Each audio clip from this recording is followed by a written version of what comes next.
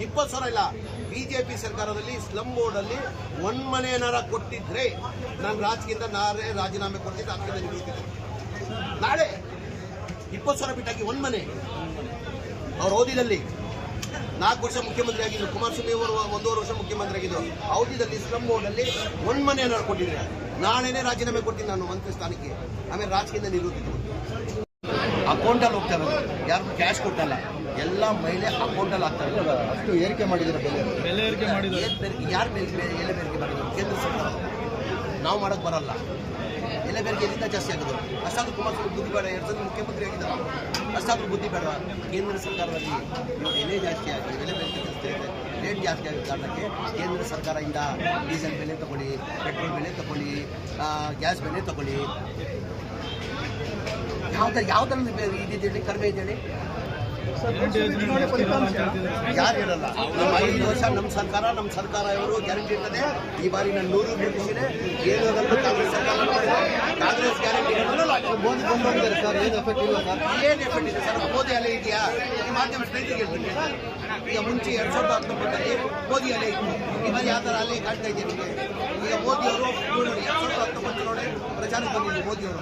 ಅವಾಗ ಏನು ಮಾಡೋರು?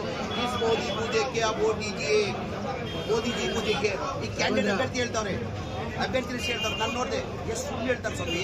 ಈ ಭಾಷಣ ನೋಡಿದೆ ನಾನು ನನ್ನ ಶ್ರೀರಾಮ ಸಾಹೇಬರು ಚಿಕ್ಕಬಳ್ಳಾಪುರದಿಂದ ಕೋಲಾರ ಬರ್ತಾ ಇದ್ವಿ. ಲೈವ್ ಭಾಷಣ ಟಿವಿ ಫೋಟೋಲ್ಲಿ ಹಾಕೊಂಡು ಗೂಗಲ್ ನೋಡ್ಕೊಂಡು ಲೈವ್ ನೋಡ್ಕೊಂಡು ಬರ್ತಾ ಇದ್ವಿ. ಭಾಷಣದಲ್ಲಿ ಹೇಳ್ತಾವ್ರೆ, ಕೋಲಾರದಲ್ಲಿ 20,000 ಮನೆ ಕೊಟ್ಟಿದ್ದೀರ, ಎಲ್ಲಿ ಸೊನ್ನೆ ಕೊಟ್ಟಿದ್ದೀರಾ? ಸುಳ್ಳೇಟಿ ಕೇಳ್ತಾ ಇದ್ದೀನಿ ಜನಗಳಿಗೆ. 20,000 ಮನೆ ಫೆಬ್ರವರಿ 2ನೇ ತಾರೀಕಿಗೆ ನಾವು 36,789 ಮನೆ ಕೊಟ್ಟಿದ್ದೀವಿ. ಅದ್ರಲ್ಲಿ ಕೋಲಾರದು ಇರೋದೇ 2,073 ಮನೆಗಳು ಸ್ಲಮ್ ಬೋರ್ಡ್ದು. ಇವ್ರು 20,000 ಕೊಟ್ಟಿದ್ದಂತ ಭಾಷಣದಲ್ಲಿ ಹೇಳ್ತಾರೆ. ಅವರು ಬೊಂಬಾಯಿ ಸರ್ಕಾರ ಕೊಟ್ಟಂತೆ ಇವರು ಜಾರಿ ಮಾಡಿದ್ದಾರೆ. ಈಗ ನಂದು ಸವಾಲ್, ಇವತ್ತು ನಾನು ರಾಜಕೀಯದಿಂದ ನಿರ್ವಹಿಸಿಕೊಂಡು 20,000 ಇಲ್ಲ. ಬಿಜೆಪಿ ಸರ್ಕಾರದಲ್ಲಿ ಸ್ಲಮ್ ಬೋರ್ಡ್ ಅಲ್ಲಿ ಒಂದ್ ಮನೆ ಏನಾರ ಕೊಟ್ಟಿದ್ರೆ ನಾನು ರಾಜಕೀಯದಿಂದ ರಾಜೀನಾಮೆ ಕೊಡ್ತಿದ್ದೆ, ಅದಕ್ಕೆ ನಿಲ್ಲಿಸ್ತಿದ್ದೆ. ನಾಳೆ 20,000 ಬಿಟ್ಟಾಗಿ ಒಂದ್ ಮನೆ. ಅವ್ರ ಅವಧಿಯಲ್ಲಿ 4 ವರ್ಷ ಮುಖ್ಯಮಂತ್ರಿ ಆಗಿದ್ದು, ಕುಮಾರಸ್ವಾಮಿ ಅವರು 1.5 ವರ್ಷ ಮುಖ್ಯಮಂತ್ರಿ ಆಗಿದ್ದು, ಅವಧಿಯಲ್ಲಿ ಸ್ಲಮ್ ಬೋರ್ಡ್ ಅಲ್ಲಿ ಒಂದ್ ಮನೆ ಏನಾರು ಕೊಟ್ಟಿದ್ರೆ ನಾಳೆನೇ ರಾಜೀನಾಮೆ ಕೊಡ್ತೀನಿ ನಾನು ಮಂತ್ರಿ ಸ್ಥಾನಕ್ಕೆ. ಆಮೇಲೆ ರಾಜಕೀಯದಿಂದ ನಿಲ್ಲುತ್ತಿದ್ದು ಸುಳ್ಳು ಎಷ್ಟು ಹೇಳ್ತಾವ್ರಿ? ನಿಮ್ಮ ಮಾಧ್ಯಮದವರು ಹೆಂಗೆ ಹೇಳಲ್ಲ? ನಾವೇನಾರು ಹೇಳ್ಬಿಟ್ಟು ಬಿಡ್ತೀರಾ? ನಮ್ಮನ್ನ ನೀವು ಹರಾಜು ಮಾಡಿಬಿಡ್ತೀರಾ? ನೀವು ಹರಾಜು ಮಾಡಿಬಿಡ್ತೀರಾ? ಇಲ್ಲಿ 20,000 ಮನೆ ಕೊಟ್ಟಿದ್ದ ಒಬ್ಬ ಪ್ರಧಾನಮಂತ್ರಿ 20,000 ಮನೆ ಕೊಟ್ಟಿದ್ದಂತ ಇವತ್ತು ಭಾಷಣದಲ್ಲಿ ಹೇಳ್ತಾರೆ. ಕೋಲಾರ ಮೇ 20,000 ಕರ್ ದಿಯಾ ಗಯಾ ಹೈ. ಪ್ರಧಾನಮಂತ್ರಿ ಆವಾಸ್ ಯೋಜನಾ ಅಂತೆ 1.5 ಲಕ್ಷ ಕೇಂದ್ರ ಸರ್ಕಾರದಿಂದ ಕೊಡ್ತಾರೆ.